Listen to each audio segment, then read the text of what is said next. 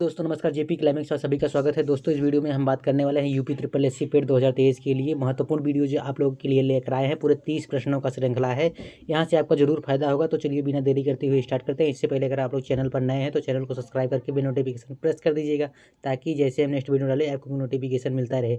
चलिए बात करते हैं पहले प्रश्न पर। पहला प्रश्न कह रहा है कि रेलवे पुलिस किस सूची का विषय है? संघ सूची, राज्य सूची, समवर्ती सूची, इनमें से कोई नहीं। तो इसका राइट आंसर हो जाएगा जो है रेलवे पुलिसकर्मी किस सूची का विषय है, तो राज्य सूची का है। राइट ऑप्शन यहाँ पर बी वाला हो जाएगा। और संघ सूची किसका होता है, तो वीएसएफ का होता है संघ सूची, वीएसएफ याद रखिएगा। और यहीं समवर्ती सूची की बात करें तो शिक्षा जिसमें आ जाता है, शिक्षा समवर्ती सूची का विषय है।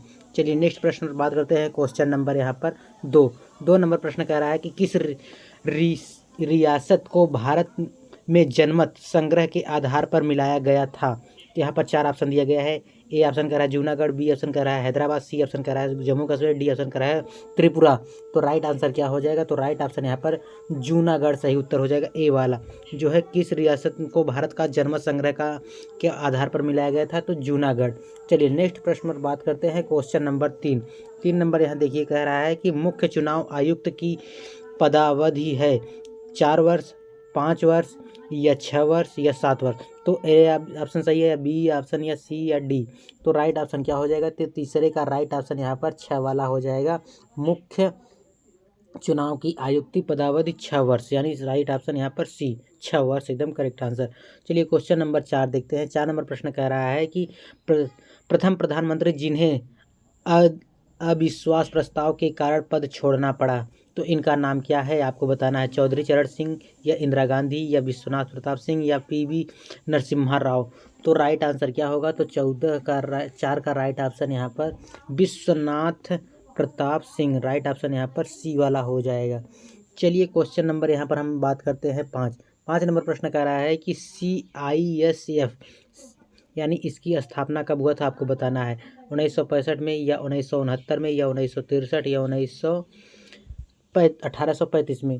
तो CISF का स्थापना जो है कब हुआ था, तो 1969 में। कहाँ? राइट ऑप्शन बी वाला। इसका मुख्यालय पूछे कहाँ है, तो नई दिल्ली में है। कहाँ पर है, तो न्यू दिल्ली में है। चलिए क्वेश्चन नंबर यहाँ पर 6 बात करते हैं। 6 नंबर प्रश्न कह रहा है कि नोकरेक जैवमंडल आरक्षित जैव का संबंध है मेघालय, तमिलनाडु, असम, कर्नाटक। तो राइट ऑप्शन यहाँ पर कौन सा होगा, चारों ऑप्शन में से आपको बताना है। क्वेश्चन नंबर 6 का राइट ऑप्शन यहाँ पर ए वाला सही हो जाएगा। नोकरेक जैवमंडल आरक्षित मेघालय से संबंधित है, याद रखिए। क्वेश्चन नंबर चलिए 7 देखते हैं। कुरनूर नगर किस नदी के किनारे स्थित है? राइट ऑप्शन क्या होगा बताना है। फल्गु नदी या तुंगभद्रा नदी या मूसी नदी या कृष्णा। कुरनूर नगर किस नदी के किनारे स्थित है? राइट ऑप्शन 7वां का हो जाएगा तुंगभद्रा। राइट ऑप्शन यहाँ पर बी वाला हो जाएगा। अगर हम यहीं पर बात करें फल्गु नदी कहाँ पर है, तो गया में। गया कहाँ पड़ता है, तो बिहार में पड़ता है, याद रखिएगा। और मूसी नदी कहाँ पड़ता है, तो मूसी नदी जो है हैदराबाद में पड़ता है। और यह भी जो है दक्षिणी भारत की गंगा की नदी है कृष्णा। और यहाँ पर क्या पूछ रहा है, कुरनूर नगर किस नदी के किनारे है, तो तुंगभद्रा। राइट ऑप्शन यहाँ पर बी वाला हो जाएगा। क्वेश्चन नंबर 8 देखिए कह रहा है कि जंगल महल क्षेत्र कहाँ स्थित है? पहला ऑप्शन कह रहा है कि पश्चिम बंगाल, गुजरात, महाराष्ट्र, बिहार। सभी को गणेश चतुर्थी की शुभकामनाएं। यहाँ पर जो है आरती हो रहा है, आप लोग भी सुन सकते हैं या सुनाई दे रहा होगा, तो कोई दिक्कत नहीं। हम यहाँ पर बात करते हैं।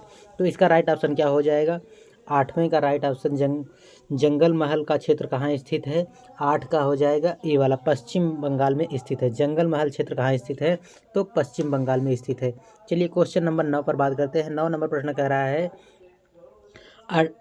अटाकामा मरुस्थल का संबंध किस देश से है? 4 ऑप्शन दिया गया है, बोत्सवाना, चीन, चिली, पेरू।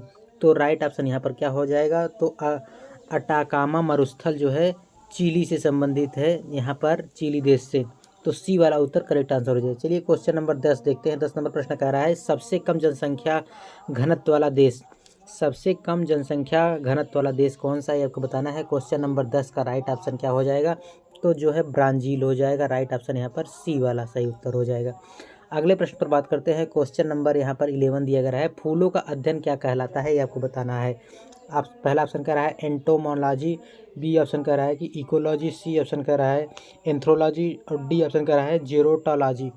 तो फूलों का अध्ययन क्या कहला जाता है? तो इसका राइट ऑप्शन क्या हो जाएगा? एंथोलॉजी। राइट ऑप्शन यहाँ पर सी। इसी का नाम दूसरा एक याद रखिएगा, क्या कहलाता है? फ्लोरोकल्चर, इसी के नाम से भी जानते हैं। क्या? फ्लोरोकल्चर या एंथ्रोलॉजी। ये दो एग्जाम में यहाँ से प्रश्न देखने को मिल जाएगा। फ्लोरोकल्चर न देकर एंथ्रोलॉजी का दे दिया जाएगा, तो यह भी फूलों का अध्ययन कहला जाता है। अगर हम यहीं पर बात करें एंटोमोलॉजी के अध्ययन को क्या कहते हैं, तो कीटों का अध्ययन क्या कहते हैं? कीटों को अध्ययन को क्या कहते हैं? तो एंटोमोलॉजी कहते हैं। और इकोलॉजी को क्या कहते हैं? तो पर्यावरण के अध्ययन को क्या कहते हैं? तो इकोलॉजी कहते हैं। और जेरोटोलॉजी को क्या कहते हैं? तो यह वृद्धावस्था में होता है, जिसे समस्याओं का अध्ययन कहते हैं। जेरोटोलॉजी वृद्धावस्था में काम आता है। यहाँ पर बात करते हैं क्वेश्चन नंबर 12। ईईजी किस अंग की जांच करता है? ईईजी किस अंग की जांच करता है, आपको बताना है। क्वेश्चन नंबर पहला ऑप्शन कह रहा है ए हृदय, बी ऑप्शन कह रहा है मस्तिष्क, सी ऑप्शन आँख और डी ऑप्शन कान। तो ईईजी का संबंध किससे है, आपको बताना है। तो मस्तिष्क से संबंध है। राइट ऑप्शन यहाँ पर बी वाला सही उत्तर हो जाएगा। दोस्तों, अगर वीडियो अच्छा लग रहा हो तो लाइक करिएगा और कमेंट करके बताइएगा आपको कैसा लगा वीडियो। यहाँ पर 13 नंबर प्रश्न कह रहा है कि राज्यसभा सदस्य का कार्यकाल कितने वर्ष का होता है? राज्यकाल सभा का कार्यकाल कितने वर्ष का होता है, आपको बताना है। 6 वर्ष का होता है या 8 वर्ष का होता है या 10 वर्ष का या 5 वर्ष? तो 13 का राइट ऑप्शन क्या हो जाएगा? तो 13 का राइट ऑप्शन यहाँ पर 6 वर्ष हो जाता है। राज्यसभा का कार्यकाल 6 वर्षों के लिए तक होता है। चलिए क्वेश्चन नंबर यहाँ पर 14 देखते हैं। 14 नंबर प्रश्न कह रहा है संसद के कार्य दिवस का पहला घंटा क्या कहलाता है? संसद के कार्य दिवस का पहला घंटा क्या कहलाता है? प्रश्नकाल कहलाता है या शून्यकाल कहलाता है या स्थगन काल कहलाता है या इनमें से कोई नहीं? तो 14 का राइट ऑप्शन यहाँ पर क्या हो जाएगा? तो पहला, संसद का कार्य दिवस का पहला घंटा क्या कहलाता है? तो प्रश्नकाल कहलाता है। और यहीं पर हम बात करें कि शून्यकाल का समय कब से कब माना जाता है, तो यह 12 से 1 के बीच में माना जाता है। शून्यकाल 12 से 1 के बीच में। चलिए आगे बात कर लेते हैं। Question number 15। 15 नंबर प्रश्न कह रहा है कि निम्न में से कौन लगातार 2 बार उपराष्ट्रपति के पद पर रहा है? तो यहाँ पर पहला ऑप्शन कह रहा है ए वाला doctor Shankar Dayal Sharma, B option doctor Sarvepalli Radhakrishnan, C option V Giri, D option M Hidayatullah. तो राइट ऑप्शन क्या हो जाएगा? क्वेश्चन नंबर यहाँ पर 15 का राइट ऑप्शन यहाँ पर बी वाला सही हो जाएगा। बी वाला डॉक्टर सर्वपल्ली राधाकृष्णन। निम्न में कौन 2 बार लगातार उपराष्ट्रपति के पद पर रहे हैं? तो डॉक्टर सर्वपल्ली राधाकृष्णन 2 बार उपराष्ट्रपति लगातार रहे हैं। चलिए क्वेश्चन नंबर यहाँ पर 16 देखते हैं। 16 नंबर प्रश्न कह रहा है कि वर्तमान में किस राज्य में समान नागरिक संहिता लागू है, ये आपको बताना है। क्वेश्चन नंबर 16 का राइट ऑप्शन क्या हो जाएगा? सिक्किम में हो या गोवा या पंजाब या नागालैंड? तो वर्तमान में किस राज्य में नागरिक संहिता लागू है? तो यह इसका राइट ऑप्शन क्या हो जाएगा? गोवा। गोवा सही उत्तर हो जाएगा। बी वाला सही उत्तर हो जाएगा। अगला प्रश्न कह रहा है कि 17 भारतीय राष्ट्रीय भुगतान निगम की स्थापना की गई थी, कब किया गया था? 1995 में या 1955 में या 1956 या 2004 में?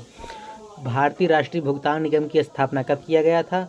तो इनमें से कोई नहीं है। राइट ऑप्शन क्या हो जाएगा? तो 2008 में किया गया था। क्या? 2008 याद रखिएगा। इसका सन क्या हो जाएगा? 2008। ठीक। चलिए क्वेश्चन नंबर आगे बात करते हैं। क्वेश्चन नंबर यहाँ पर 18 देखिए, कह रहा है 18 नंबर प्रश्न कह रहा है गोल क्रांति का संबंध है। गोल क्रांति का संबंध किससे है? तिलहन उत्पादन से या खाद्यान्न उत्पादन से या अंडा उत्पादन से या आलू उत्पादन से? तो इसका राइट ऑप्शन क्या हो जाएगा? तो इसका राइट ऑप्शन जो हो जाएगा गोल क्रांति का उत्पादन का संबंध आलू उत्पादन से संबंधित है। और यहीं पर हम बात करें तिलहन उत्पादन से संबंधित क्या है, तो तिलहन उत्पादन से पीली क्रांति को क्या कहते हैं? तो तिलहन उत्पादन से संबंधित है। यहाँ से प्रश्न देखने को मिल जाएगा आपको एग्जाम में। और अंडा के क्रांति को क्या कहते हैं? तो रजत को अंडा क्रांति भी कहते हैं। तो आशा करता हूँ आप लोग को समझ में आ रहा होगा। चलिए नेक्स्ट प्रश्न बात करते हैं। क्वेश्चन नंबर 19 ओरंग राष्ट्रीय उद्यान कहाँ स्थित है? ओरंग राष्ट्रीय उद्यान कहाँ स्थित है, ये आपको बताना है। पश्चिम बंगाल, छत्तीसगढ़ या असम या कर्नाटक? तो राइट ऑप्शन क्या हो जाएगा? तो 19 का राइट ऑप्शन यहाँ पर सही उत्तर असम हो जाएगा। ओरंग राष्ट्रीय उद्यान असम में है। चलिए नेक्स्ट प्रश्न पर बात करते हैं। क्वेश्चन नंबर 20 टायलर पुरस्कार किस क्षेत्र में दिया जाता है? टायलर पुरस्कार किस क्षेत्र में दिया जाता है? ए ऑप्शन कह रहा है पर्यावरण एवं पारिस्थितिकी में, या बी ऑप्शन कह रहा है कि पत्रकारिता में, या सी ऑप्शन कह रहा है खेल के क्षेत्र में, या इनमें से कोई नहीं। तो टायलर पुरस्कार किस क्षेत्र में दिया जाता है? 20 का राइट ऑप्शन यहाँ पर ए वाला सही हो जाएगा। पर्यावरण एवं पारिस्थितिकी में दिया जाता है यह पुरस्कार। टायलर पर्यावरण एवं पारिस्थितिकी में दिया जाता है टायलर पुरस्कार, याद रखिएगा। चलिए क्वेश्चन नंबर हम 21 बात करते हैं। 21 नंबर प्रश्न कह रहा है कि वायुमंडल की सबसे निचली परत कौन सा है? ये आपको बताना है। क्षोभ मंडल है, या समताप मंडल है, या मध्य मंडल है, या आयन मंडल। तो वायुमंडल की सबसे निचली परत जो होता है यह जिसे कहते हैं क्षोभ मंडल, याद रखिएगा। क्वेश्चन नंबर 21 का राइट ऑप्शन ए वाला हो जाएगा। चलिए क्वेश्चन नंबर हम 22 बात कर लेते हैं। क्वेश्चन नंबर 22 कह रहा है कि होन्शु द्वीप का संबंध किस राष्ट्र से है? होन्शु द्वीप का संबंध किस राष्ट्र से है, ये आपको बताना है। इंडोनेशिया, जापान, डेनमार्क, या साइप्रस। तो क्वेश्चन नंबर 22 का राइट ऑप्शन क्या हो जाएगा? तो क्वेश्चन नंबर 22 का राइट ऑप्शन जापान हो जाएगा। राइट ऑप्शन जापान हो जाएगा। होन्शु द्वीप का संबंध जापान से संबंधित है, याद रखिए। क्वेश्चन नंबर 23 देखिए। 23 नंबर प्रश्न कह रहा है कि विश्व में सर्वाधिक जैव विविधता वाला देश कौन सा है? ये आपको बताना है। पहला ऑप्शन कह रहा है चीन, B option Brazil, C option Indonesia, D option Japan. तो सबसे अधिक जैव विविधता वाला देश कौन सा है? तो ब्राज़ील है। तो राइट ऑप्शन यहाँ पर बी वाला हो जाएगा। चलिए क्वेश्चन नंबर, और ब्राज़ील में सबसे ज़्यादा गन्ना उत्पादन भी होता है, याद रखिएगा। क्वेश्चन नंबर 24 देखिए। 24 नंबर प्रश्न कह रहा है कि माले किस देश की राजधानी है? माले किस देश की राजधानी है, आपको बताना है। इंडोनेशिया, या जापान, या मालदीव, या तुर्की। तो 24 का राइट ऑप्शन क्या हो जाएगा? तो 24 का राइट ऑप्शन यहाँ पर मालदीव। माले जो है मालदीव की राजधानी है। माले जो है मालदीव की राजधानी है। और यहीं पर हम जापान की बात करें तो जापान के जैसा कि टोक्यो है। टोक्यो जापान की राजधानी है, टोक्यो। और यहीं पर हम बात करें इंडोनेशिया का तो अंशतारा है। क्या है? अंशतारा। और तुर्की का क्या है? तो अगारा है। तुर्की का क्या राजधानी? अगारा। चलिए क्वेश्चन नंबर हम बात करते हैं 25 नंबर। 25 नंबर प्रश्न कह रहा है कि सीमा सड़क संगठन की स्थापना कब हुई थी? सीमा सड़क संगठन की स्थापना कब हुआ था? 1955 में, 1960 में, 1965 या 1956। तो सीमा सड़क की स्थापना जो है 1960 में हुआ था। राइट ऑप्शन यहाँ पर बी वाला सही उत्तर हो जाएगा। चलिए क्वेश्चन नंबर हम बात करते हैं यहाँ पर 26 नंबर प्रश्न कह रहा है कि हीराकुंड बांध किस नदी पर स्थित है? हीराकुंड बांध नदी किस नदी पर स्थित है? सतलुज नदी, या महानदी, या कृष्णा नदी, या बेतवा नदी। तो 26 का राइट ऑप्शन क्या हो जाएगा? तो 26 का राइट ऑप्शन महानदी।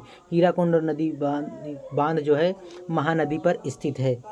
चलिए क्वेश्चन नंबर हम बात करते हैं 27 नंबर प्रश्न कर रहा है उत्तर प्रदेश का सर्वाधिक क्षेत्रफल वाला जिला कौन सा है? आपको बताना है। सोनभद्र है, या बलिया है, या लखीमपुर है, या इनमें से कोई नहीं। तो राइट ऑप्शन क्या हो जाएगा? सर्वाधिक क्षेत्रफल वाला जिला जो है उत्तर प्रदेश का क्षेत्रफल वाला जिला जो है लखीमपुर है। चलिए क्वेश्चन नंबर हम बात करते हैं नेक्स्ट। अगला प्रश्न नंबर कह रहा है कि 28 नंबर उत्तर प्रदेश का सबसे पुरानी नहर कौन सा है? उत्तर प्रदेश का सबसे पुरानी नहर कौन सा है? शारदा नहर, या ऊपरी गंगा नहर, या पूर्वी यमुना नहर, या इनमें से कोई नहीं। तो उत्तर प्रदेश का सबसे पुरानी नहर नाम याद रखिएगा, इंपॉर्टेंट है, आपसे प्रश्न पूछा जा सकता है। तो पूर्वी यमुना नहर सबसे पुरानी नहर माना जाता है। चलिए क्वेश्चन नंबर 29 देखते हैं। 29 नंबर कह रहा है चित्रकूट किस नदी के किनारे स्थित है? चित्रकूट किस नदी के किनारे स्थित है? मंदाकिनी, सरयू, सई, या हिंडसन। तो 29 का राइट ऑप्शन का हो जाएगा मंदाकिनी। चित्रकूट जो है मंदाकिनी नदी के किनारे पर स्थित है। चलिए क्वेश्चन नंबर हम 30 देखते हैं। 30 नंबर प्रश्न कह रहा है कि मदन सागर बांध कहाँ स्थित है?